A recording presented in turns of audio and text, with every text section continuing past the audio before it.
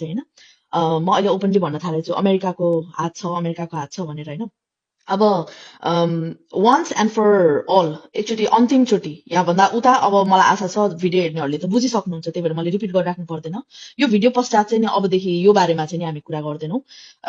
म स्पेसली यो बारेमा भिडियो बनाउँदिनँ त्यही भएर म एउटा कहानी जसरी चाहिँ नि यहाँलाई देखाउँछु सबभन्दा पहिला अमेरिकाको कुन एजेन्सीले कसरी गर्छ यो काम भन्दाखेरि चाहिँ कुनै पनि देशमा उसको रणनीतिक हिसाबले उसलाई चाहिएको देश है रणनीतिक हिसाबले चाहिएको देशमा चाहिँ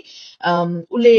डेमोक्रेसीको चाबी घुमाउँछ है डेमोक्रेसीको चाबी घुमाउँछ प्रजातन्त्र अथवा लोकतन्त्रको चाबी घुमाउँछ त्यो चाबी घुमाउने उनीहरूको विभिन्न माध्यमहरू हुन्छन् जस्तै युथ काउन्सिलहरू हुन्छन् उनीहरूको ट्रेनिङ दिने माध्यमहरू थुप्रै हुन्छ तर उनीहरूको एजेन्डा चाहिँ मुख्य एजेन्डा के हो भने यो चेयरम्यानकै मुखबाट सुन्नुहोस् है त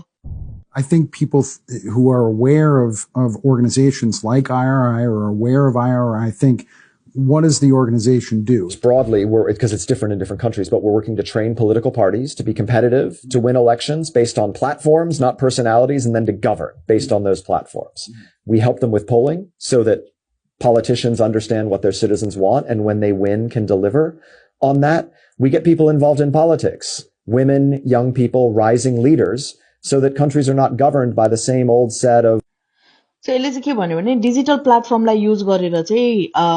नयाँ युवाहरूलाई चाहिँ हैन नयाँ पोलिटिशियन्सहरूलाई चाहिँ निकाल्छ रे उसले हैन पर्सनालिटी होइन डिजिटल माध्यमबाट चाहिँ नि उसलाई चाहिँ पोलिटिक्समा लिएर आउँछ रे र नयाँ सत्ता कब्जा गर्नलाई हेल्प गर्छ रे हैन सिधा भाषा ठाडो भाषामा भन्नुपर्दा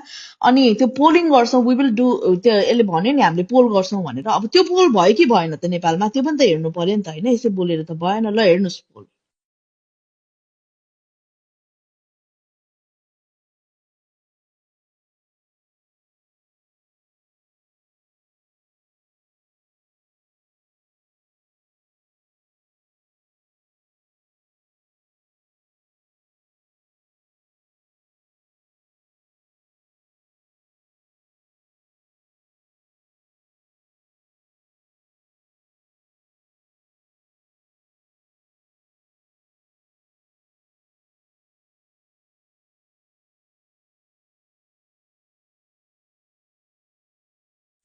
यो पोलिङ चाहिँ